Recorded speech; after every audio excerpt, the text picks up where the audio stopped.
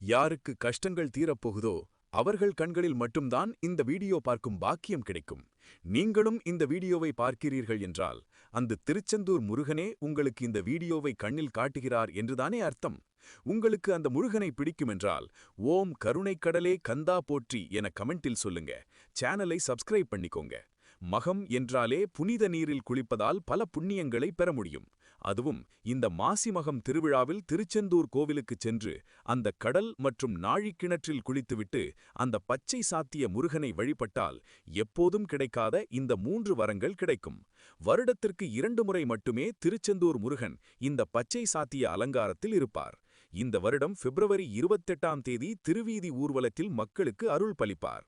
இந்த நாளில் நம் திருச்செந்தூருக்குச் சென்று காலையில் வெள்ளை சாத்தியை பார்த்துவிட்டு பச்சை சாத்தியை பார்த்தால் வாழ்வில் நாம் எண்ணாத அளவுக்கு பணவரவு வரும். வேலையில் நல்ல முன்னேற்றம்